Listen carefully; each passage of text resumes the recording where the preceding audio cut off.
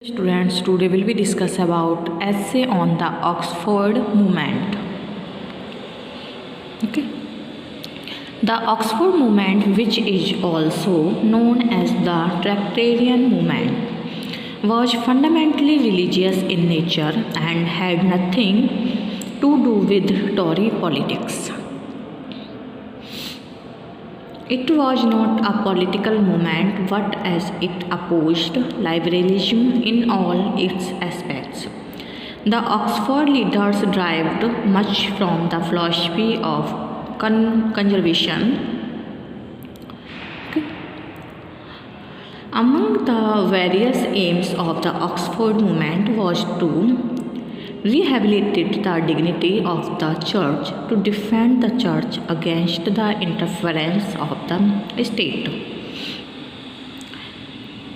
to fight against liberalism, and to restore reverence for the sacraments, rituals, and dogmas of the Roman Catholic faith.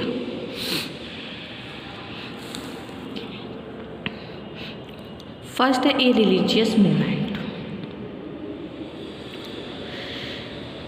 They fought vigorously against liberalism of men like Thomas Arnold, who fastened on the ethical significance of Christianity and minimized the importance of rituals of theological articles of opinion.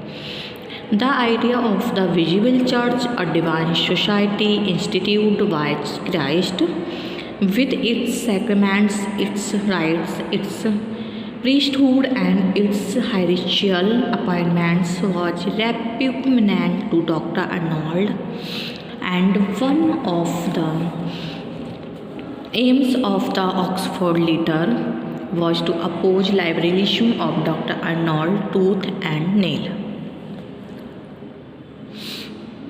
Next, opposed to rationalism. The Oxford movement was opposed to rationalism in matters concerned with the church, with the unprecedented growth of the science in the 19th century.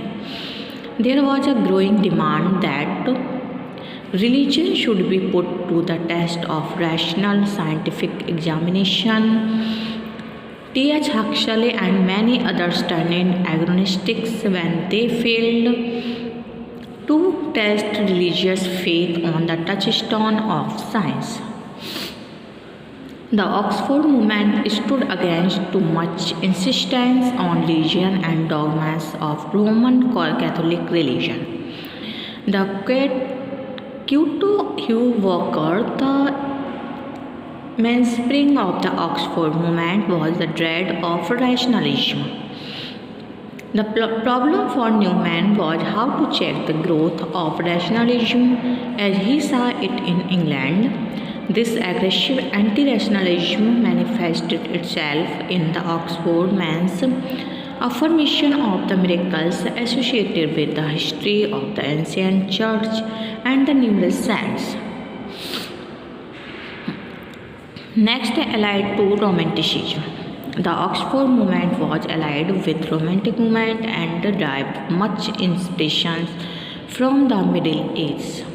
In the words of Professor Gates, the Oxford movement was in its essence an attempt to reconstruct the English church in harmony with this romantic ideal. Moody and Lovett also remark the Oxford movement stood for the restoration of the poetry, the mystic symbolism, the spiritual power, and the beauty of architecture, ritual, and service which had characterized the Catholic Church in the Middle Ages. The Oxford movement owed much to Coleridge and Scott, who turned man's mind in the direction of the Middle Ages. There is much truth in the remark that the real spirit behind the movement was not that of Cavell of Newman, but that of Walter Scott of the Waverian novels.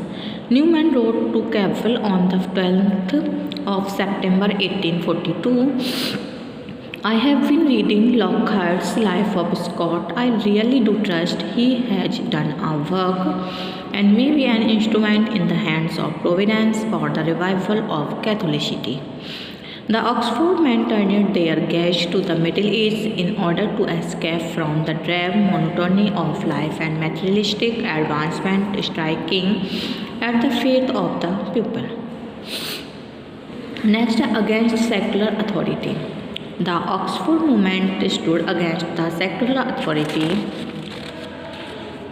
interfering in the affairs of the church. The church was subjected to the secular authority. The grave inconvenience that arose from her connections with the state had been demonstrated by the affair of Dr. Hampton, who had been appointed by Lord Melbourne to the post of Regius Professor of Divinity in the University of Oxford.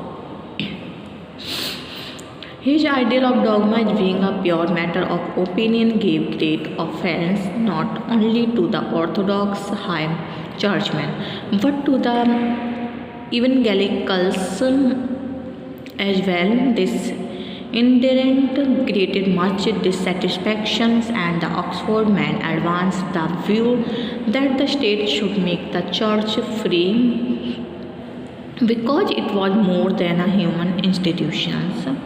Moody and Lovett rightly remark in this connection. Newman and his friends wished also to defend the church in view of its divine character against the interference to the state, which was disposed to reform it along with the parliament and other institutions, curtailing its powers and revenues. Okay.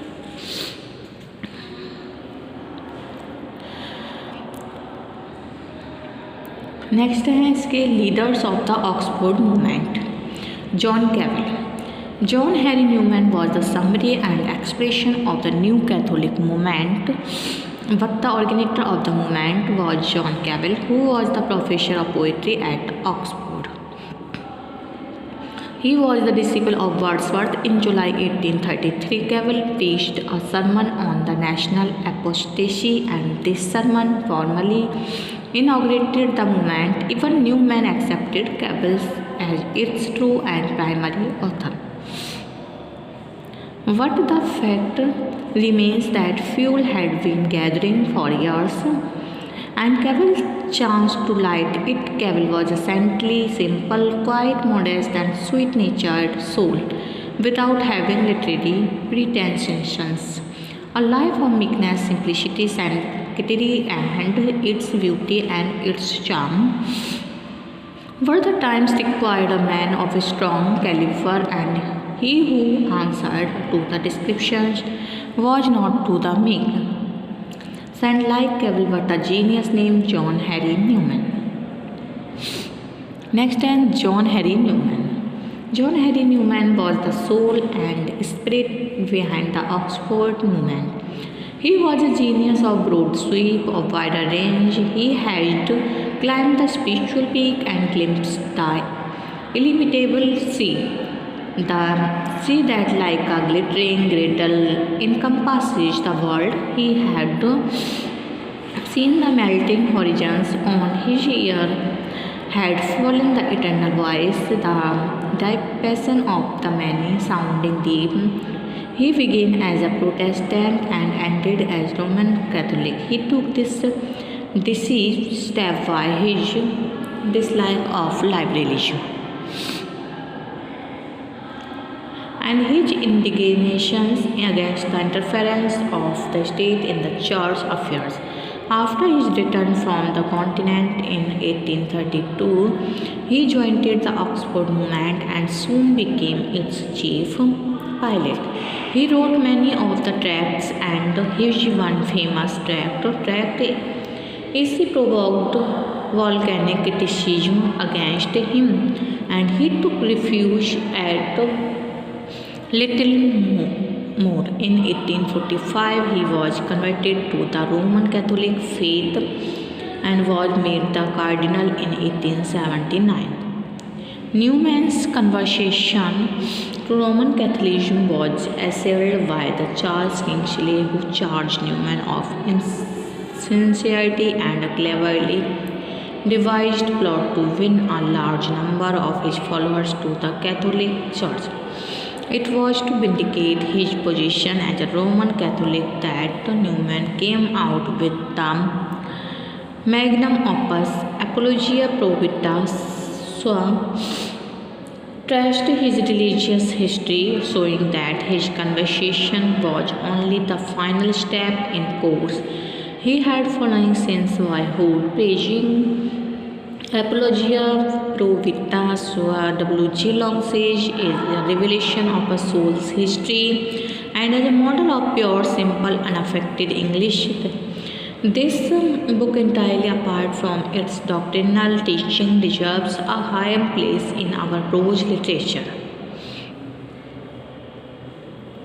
Newman's other works worth mention are Essay of the Development of Christian Doctrine, The Idea of the University Defined, and his novels Loss and Gain and Callista. He is also remembered by his famous poem Lead Kindly Light. Next, Richard Hurrell Froude. Richard Hurrell Froude, who is chiefly known for his remains and two of the tracts for the time and a few poems, was a brilliant man. He was a link between Cavell and Newman. If it was Froude who, by his ardent desire to bring back the Church of England to the Catholic traditions it had so long forsaken, first set Newman on the path that was to lead him at last to Rome. In the words of J.L. May, Froude's part in the movement was brief, but it was all important.